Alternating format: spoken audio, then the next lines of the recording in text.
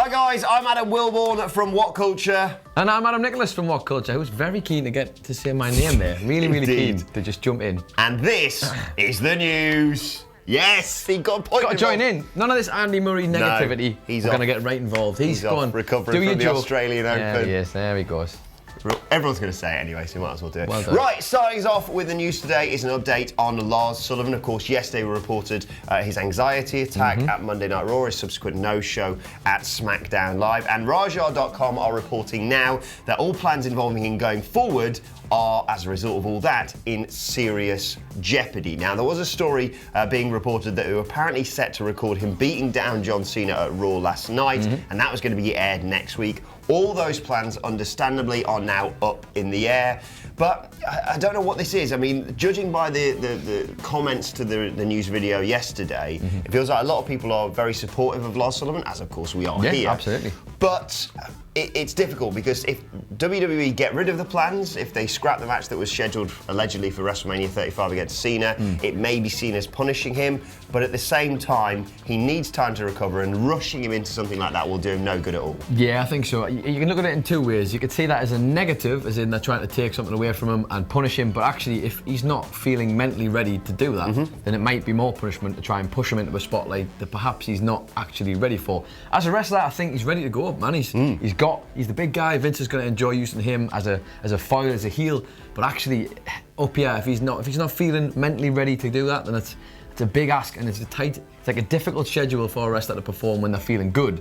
So when they're not feeling great, if he can't get himself in the right space of mind, it's going to be quite tough. Arguably, when he gets back to that level, when he does think he's ready, if you could have him whilst he's in the process of looking to that, if you could have him in and around that spot, have him backstage at a WrestleMania, just to get used to that feeling of what it's like just before you go through the curtain again, it can only be beneficial. Everything that's going to happen, kind of thing. Well, I think it's an important marker for me, because if WWE handle this really well, then it sets a nice benchmark for the future for all potential mental health issues that could occur during their shows. And it looks like what they've done so far is for the best. Fingers crossed. I mean, history is probably not on their side, but hopefully they can turn over a new leaf with this one. In other news, more exciting stuff from Raw happened this week. We'll try and go for some more positive news on this one. Bobby Lashley, well, positive, depending on how you read it. Bobby Lashley is your new Intercontinental Champion after winning a triple threat match last night against Seth Rollins and the champion Dean Ambrose.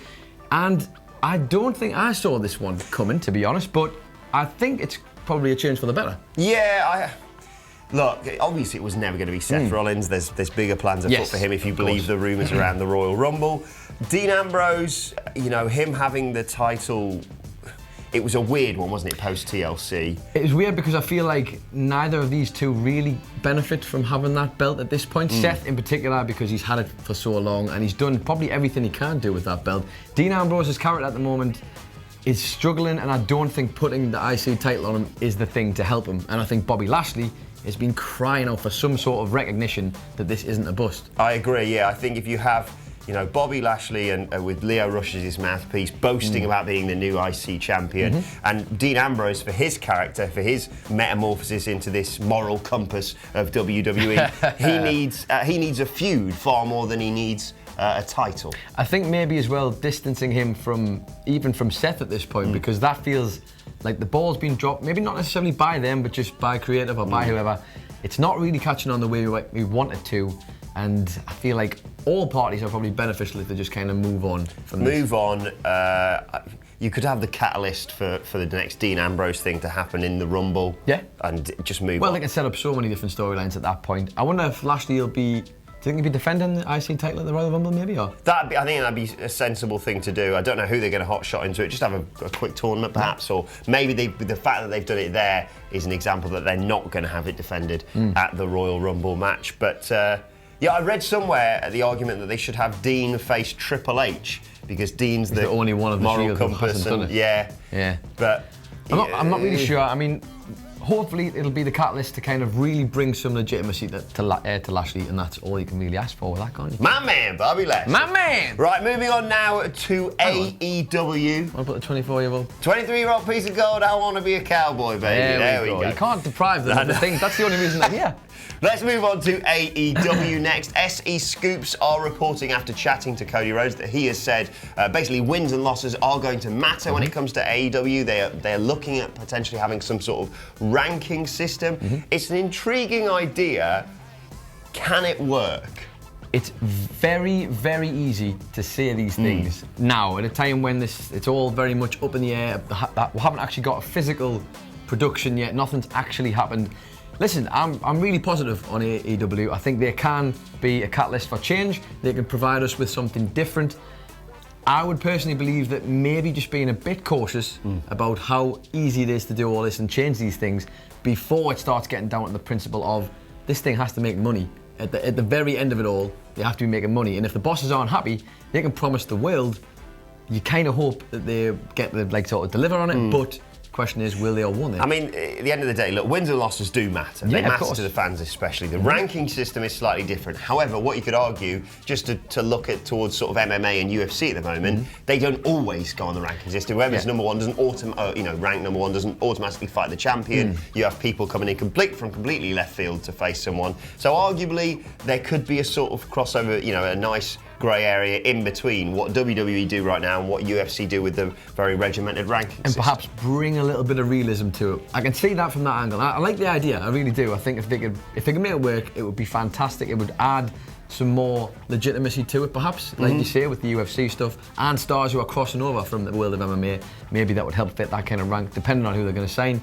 But just caution in promising a lot of big things this early on. Maybe they want to figure out what's going on with everything else first before you actually. As we've said a lot with all this AEW stuff, it's just a very exciting time to be. Very exciting. I'm really looking forward to seeing what they do with it. It's going to be fantastic. Speaking of new things, we had a bunch of brand new people on Monday Night Raw this week who turned up in all sorts of different guises and places throughout the night. But there was a big message that seemed to be going with it, and we found out that all of the new people who were on Raw, for starters, aren't necessarily staying on Raw, and they are on probation across the main roster in general, which essentially, I guess, means that you may end up going back to NXT if you're a bust.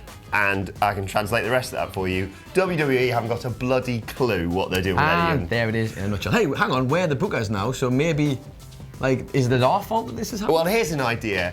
Don't debut EC3 in the corner of the screen whilst a match is going on. On the small screen, we should point out. Not the big one, the little screen on the side. And amongst a whole bunch of just goobers, basically, wasn't it? So there was a few interesting choices made. Lacey Evans hiding in the background talking to Dana Brooke and Mickie James. EC3 in the corner. You had Otis Dozovich, by the way. Now, I was a big fan of this. I'm a massive Dozovich fan, so I'm biased. I love him being weird.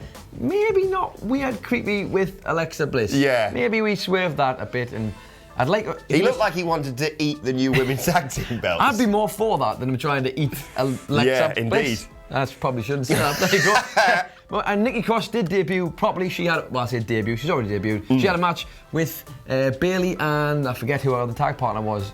That's how good that was. Yeah, you know what I found with that is, I love Nikki Cross as a wrestler, but that character, yes, it's quite jarring. I've only had small doses of it when it comes to NXT, and we're in dangerous territory when WWE gets, especially a female character, and just dubs her crazy. Yeah. Just be careful. Absolutely. We've seen the stuff with Alicia Fox that can kind of get misconstrued, and we obviously, going back to the last thing as well, we don't want a weird cross in the path here. You don't want Natalia was a tag team partner. Well, that's why we forgot. See, Phil, that's why. Terrible. Anyway, that is everything from the sort of what am I trying to stop laughing you in the background there. That's all the news on the people who are coming up from NXT. Adam Wilborn. Do better with them. Actually do something, anything with them. Right, let's move on to your Twitter questions. You can tweet them at us at WhatCulture WWE.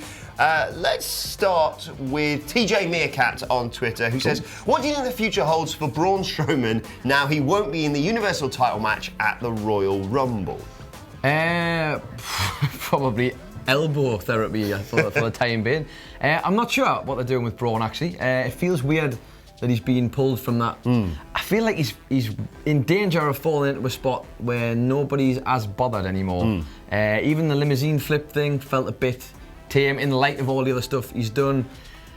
I'm very happy because of what resulted of Braun coming out of the Universal Championship match, obviously, but I really don't know at this time. I'm not really sure. What about you? Judging by Andy Murray's news earlier on today, where he said basically that this was almost the plan for quite some time, according to Dave Meltzer anyway, that they weren't, this isn't as a result of the injury flaring up or anything like that.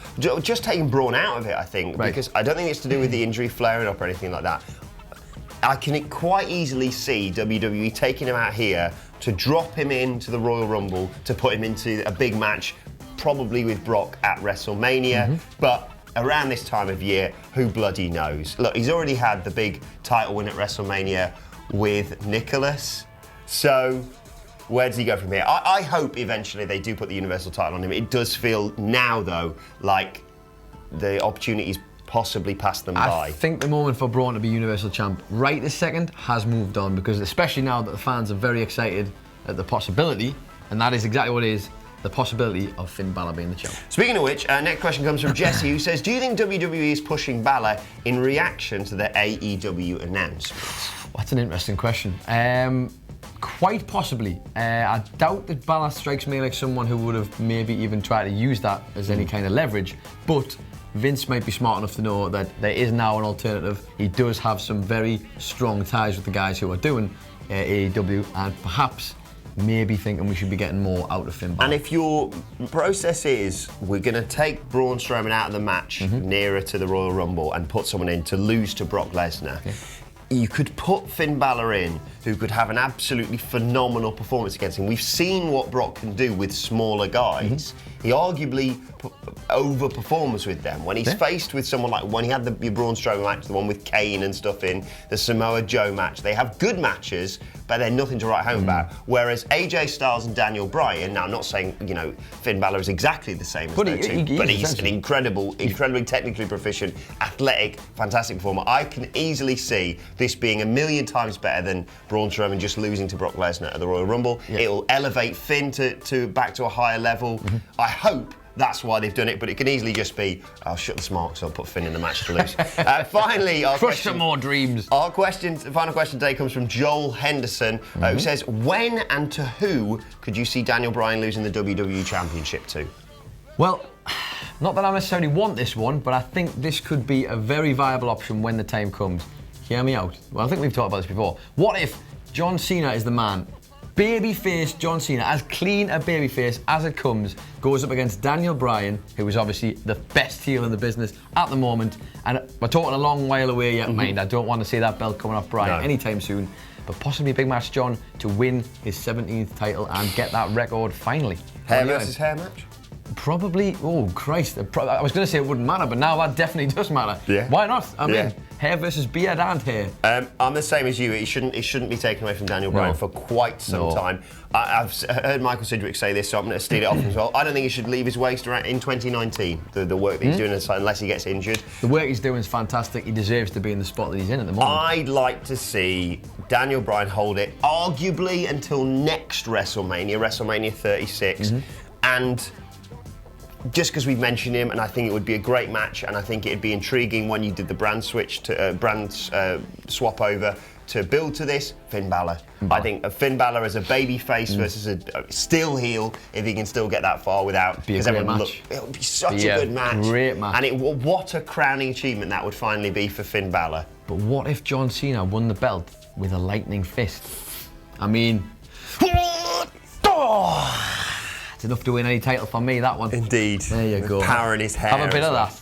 Right, let's move on to our and finally for today. Normally it's some sort of silly picture or random story I've found on Squared Circle, but for today it's actually a legitimate news story that we have reported here at WhatCulture.com today. Today's and finally is the news that Jerry Lawler is going to be back commentating on the Royal Rumble match. Now I'm 99% certain it's only going to be the men's.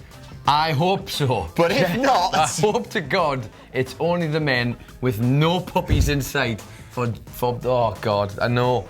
It's going to be him and JBL from what I've read at the Royal Rumble. Really? That's what I've read because sounds boring, it Lars. does indeed. Yeah.